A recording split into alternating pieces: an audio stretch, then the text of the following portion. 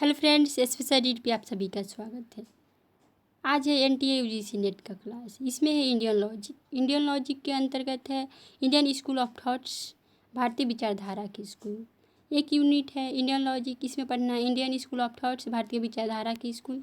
तो आज इसी टॉपिक पे क्लास है आज, तो इसको देखते हैं।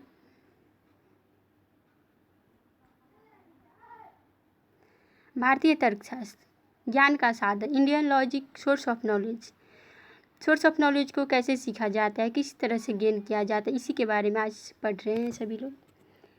इंडियन स्कूल ऑफ थॉट्स, भारतीय विचारधारा की स्कूल। भारतीय विचारधारा की स्कूल दो तरह के होते हैं, या दो तरह के हैं। एक है आस्तिक, दूसरा है नास्तिक। आस्तिक जो वेदों पे बिलीव करते हैं उसे ऑर्थोडॉक्स कहते हैं, और नास्तिक जो वेदों पे बिलीव नहीं करते हैं तो उसे नास्तिक कहा जाता है।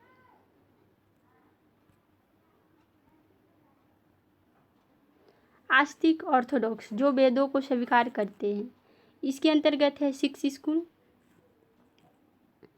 यह एक तरह से स्कूल नहीं, यह भारतीय विचारधारा, इंडियन स्कूल ऑफ थॉट्स भारतीय विचारधारा की स्कूल है। इस तरह से विचार है, अपना अपना व्यक्ति का विचार। जैसे योग, पतंजलि, आप लोग योग के बारे में सभी लोग जानते हैं। जैसा कि योग अभी बहुत ही फेमस हो चुका है, जो कि पतंजलि ने इस पर टीका भी लिखा था। योग, पतंजलि, न्याय, गौतम, वैशेषिक, कनाद, शांक, कपिल, पूर्व मीमांसा जैमिनी, उत्तर मीमांसा बदरायण। इसमें है सिक्स स्कूल। आस्तिक ऑर्थोडॉक्स में है सिक्स स्कूल जो वेदों को स्वीकार करते, और नास्तिक हेटेरोडॉक्स जो वेदों को स्वीकार नहीं करते। इसमें है चार तरह की स्कूल, चरवाक, जैनिज्म, बुद्धिस्ट, आजीवक। लेकिन हम लोग को है तीन ही स्कूल के बारे में पढ़ना, लेकिन आजीवक संप्रदाय भी वेदों को स्वीकार नहीं करते हैं। जैसा कि आप लोग जानते हैं, स्वामी दयानंद सरस्वती जो कि आर्य समाज के संस्थापक थे, उन्होंने कहा था कि वेदों की ओर लौट चलो, सारा ज्ञान वेदों में ही है।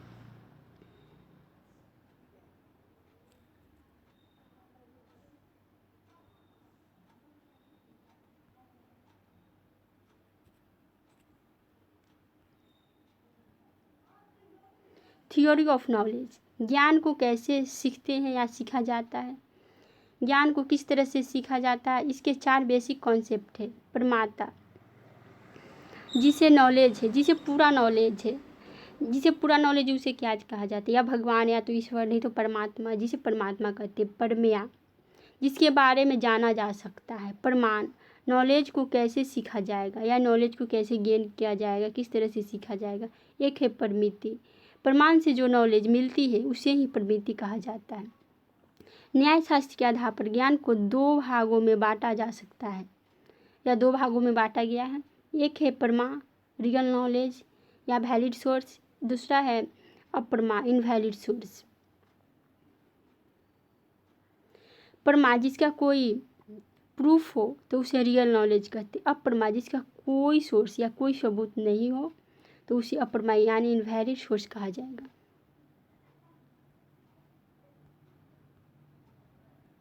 परमा, रियल नॉलेज, फर्स्ट में परमा रियल नॉलेज, या इसको वैलिड सोर्स भी कहा जाएगा। किसी ज्ञान को जिसके द्वारा हम किसी वस्तु को ठीक वैसा ही रूप में पाते हैं, वैसा ही रूप में मतलब प्रूफ के रूप में, जिस रूप में वह होती है, परमा कहते हैं। यदि कोई व्यक्ति रात में किसी रस्सी को अचानक देखकर उसे साफ समझ लेता है और डर जाता है तो यह ज्ञान रियल नॉलेज नहीं कहलाएगा। परंतु यदि हम उस रस्सी को रस्सी के रूप में ही देखें तो यह ज्ञान परमा कहलाएगा।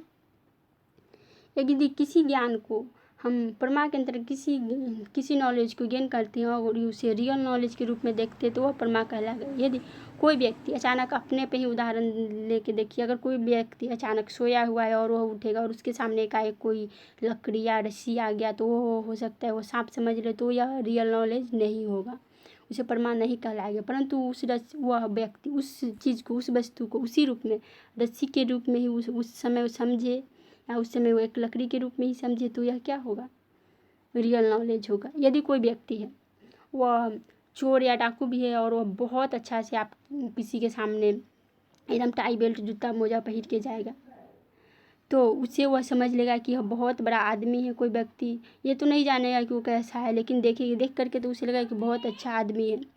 परंतु परंतु वह व्यक्ति जो बहुत बड़ा आदमी, वो सिंपल से जाएगा तो उसे कोई नहीं, उसे समझा जाएगा कि यह व्यक्ति जो है सो गया गुजरा है, इसे कुछ मतलब उसका वो वैल्यू नहीं रहता। परंतु जो जूता मोजा पर उसका ज़्यादा वैल्यू रहेगा, या आखिर वो चोर डाकू ही क्यों नहीं, लेकिन उसका ज़्यादा वैल्यू रहेगा इसमें।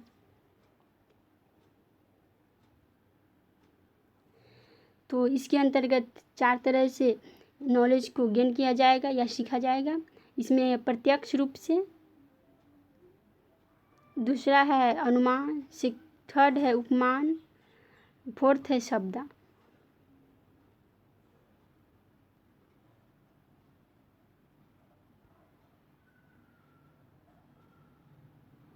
अप्रमा, इनवैलिड सोर्स। अप्रमा में किसी वस्तु का वास्तविक ज्ञान नहीं होता है, यानी झूठ रहता है। इनवैलिड सोर्स है तो ये तो होगा, जो वस्तु जिस रूप में रहती है उसका उसी रूप में ज्ञान नहीं होता है, उसे हम एक दूसरे ही अवास्तविक रूप में देखते हैं। इसी प्रकार के ज्ञान को हम अप्रमा का ज्ञान कहते हैं। जैसे यदि कोई व्यक्ति किसी रस्सी को देखकर सांप समझ लेता और सांप को रस्सी समझ लेता है और आगे बढ़ जाता है तो इसे अप्रमा कहा जाता है।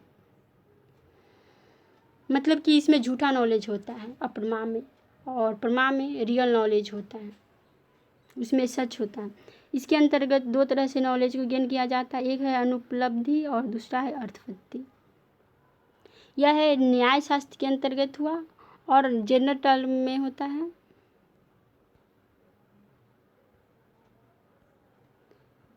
और जनरल टर्म में प्रमाण को 6 तरह से नॉलेज को गेन किया जाता है।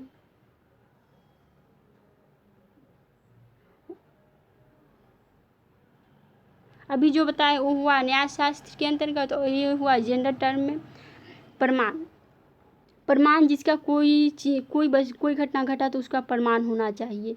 तर्कशास्त्र में प्रमाण शब्द अत्यंत महत्वपूर्ण स्थान रखता है। प्रमाण से हमारा तात्पर्य उस सत्य से जो ज्ञान प्राप्त करने में सहायक हो, अर्थात वह बात है जिससे दूसरी बात का यथार्थ ज्ञान हो।